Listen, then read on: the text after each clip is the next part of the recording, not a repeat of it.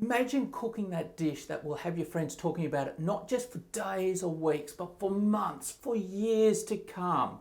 Hello, I'm Shane van der Vossenbosch, and I'm the author of the Run Food Cookbook. Now, today I'm going to be taking one of those recipes out of my cookbook. It's called Chicken Seizure Salad. Not to be confused with the lesser Chicken Caesar salad. This is Chicken Seizure Salad. It's going to have your friends spewing if they miss out on the chance to have it, and it's going to have your friends spewing if they do get it. What we're going to be doing today is making a recipe that's going to be bringing all the ingredients for a great food poisoning experience together into Chicken Seizure Salad. So here we go, let's do it.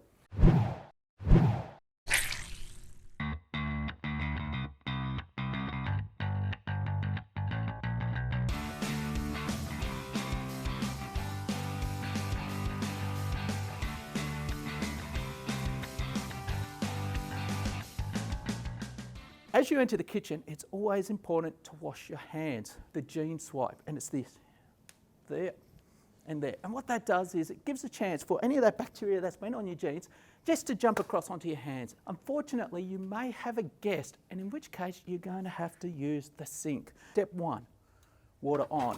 Step 2, hands under. Step 3, hands out. Step 4, water off. Just in case you missed it.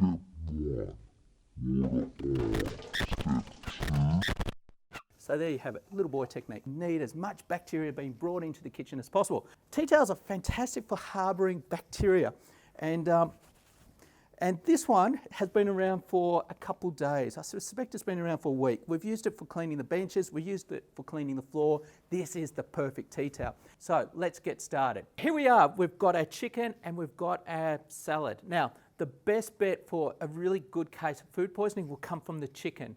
And so what we're going to be doing is making sure that we're loading up that bacteria count in the chicken before we even start. So what we're going to do is when we go to the shops and we buy the chicken, we are going to make sure that we leave it in the shopping cart for as long as possible. So we're going to buy it first, we're going to wander around the shops, we're going to get everything else. And then we're going to take it back to the car, have a cappuccino because that's what we do, come back out, drive home, forget about taking it out of the car maybe for an hour or two, suddenly remember, duck out to the car, get it, bring it in and put it in the freezer. Defrosting is magic for food poisoning because what we're going to do is we're going to take it out of the freezer and we're going to put it on the bench and we're going to leave it out for 24 hours on the bench top to defrost. And what that does is it warms the chicken up again and gives that bacteria the chance to grow. Now, when it comes to temperature, the magical temperatures are 5 degrees and 60 degrees because everything in between, that's the danger zone. And we want to keep the chicken in the danger zone for as long as possible. And we've got bacteria all over it. I can just feel it. Oh, it's just magic. And oh, mate, this chicken, it's ready to go. This is going to be an awesome food poisoning experience. Now, the first thing that we need to do is get a chopping board. Nowadays, we've got color-coded chopping boards, which is absolutely fantastic because it allows you to choose your favorite color. Now, personally, I like red because it reminds me of the danger zone. So, here we go. This one's my board. And what we're going to do is, first of all, we're going to get ourselves some bacon. And I just need a knife. Okay. And so, we're just going to cut up our bacon and get rid of all the messy bits.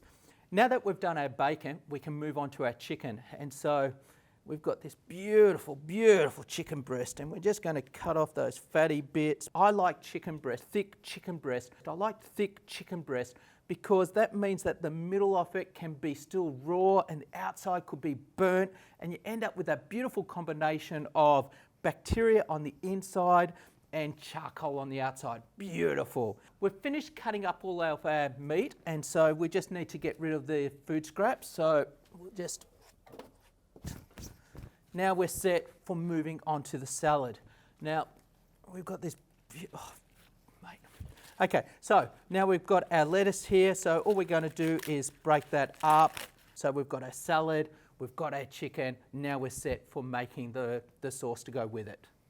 And the secret with the sauce is going to be raw eggs, because raw eggs are just a fantastic source for food poisoning. And in fact, most of the major food poisoning outbreaks over the last couple of years have involved raw eggs. And when you think about where eggs come from, it doesn't take too much imagination to work out why these are so good. So what we want to do is we want to get the little remnants of chicken poo that's on the outside loaded up with salmonella into our dressing. So here we go. Okay.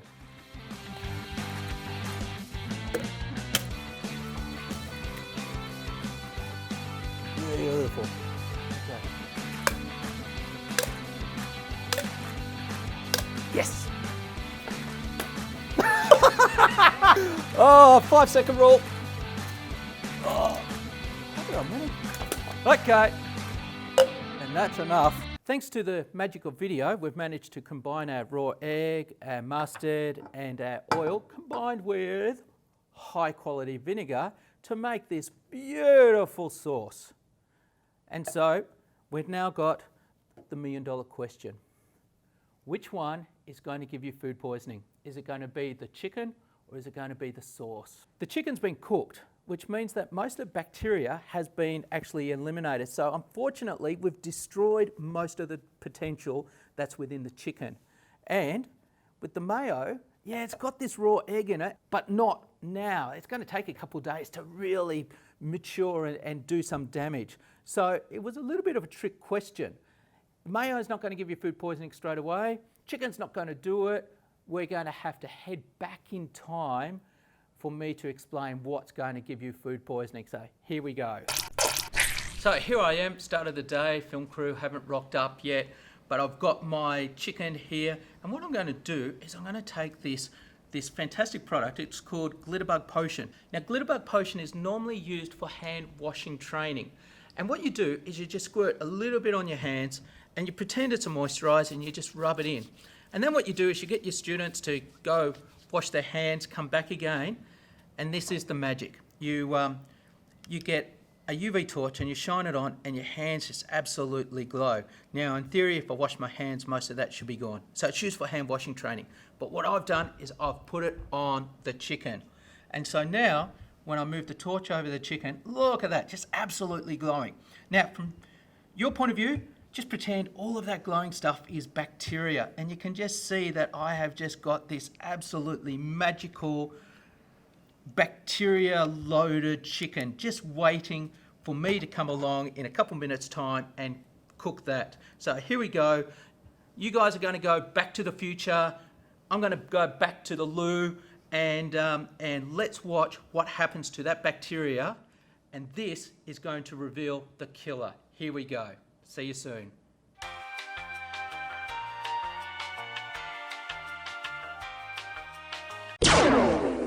And so if I get my UV torch and shine it on the chicken, what we suddenly discover is actually the chicken's not glowing. There's no bacteria on the chicken because we've cooked it all. We've heated it all off. But check this out. If I take the torch and move it over to the chopping board, remember, this is where I cut the chicken. It is now coated with bacteria. Have a look at that knife. Look at that for killing potential. Oh, just magic. If I look at my hands, look at that, just coated with bacteria. Oh, mate, this is just a disaster waiting to happen. Here we go, Agatha Christie moment. Who is the killer? And the answer is down here. Look at that salad. The salad is the killer.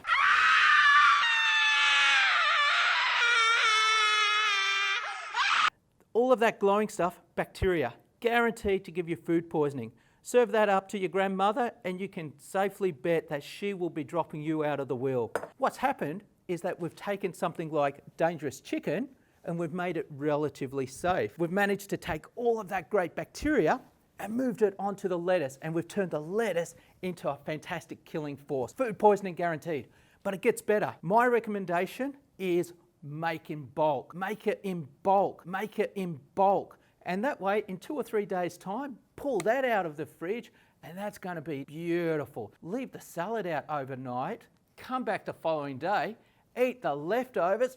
Oh, mate, you'll have them heaving in no time. The secret, chicken Caesar salad, take the bacteria from the chicken, get it onto the salad, and you've got a winner. Well, there you go. Chicken Caesar salad. I hope that you enjoyed the video. Just remember though, This video is a parody and is intended for entertainment value. All characters within it are fictional. Any resemblance to your mother-in-law's cooking is purely coincidental. Food safety should be taken seriously and should not be laughed at. We take no responsibility for anyone who's dumb enough to try and reproduce something they find online. but just remember that the book is always better than the movie. In this case, the book is the Rotten Food Cookbook. The movie, Rotten Food. Okay, just back off. Thanks, Andrew. No. Back off, back off, back off.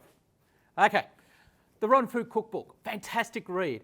So if you want your copy, www.rottenfoodcookbook.com.au. Grab your copy today. But the other product that you saw me use was Glitter Bug Potion. Fantastic. Thanks, Andrew. Just, wait. Do you have it? Okay. Oh, I got it. Got it? Good. Okay, Glitter Bug. Glitter Bug. Get your potion today, glitterbug.net.au. But on a serious note, we hope that this video will save at least one life. We hope we've made our point in a fun way. Enjoy, and bye now.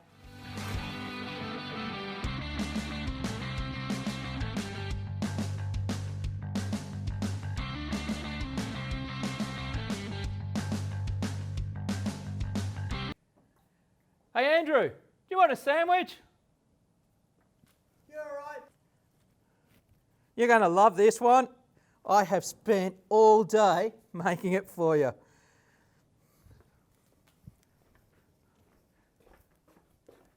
You still got the trots?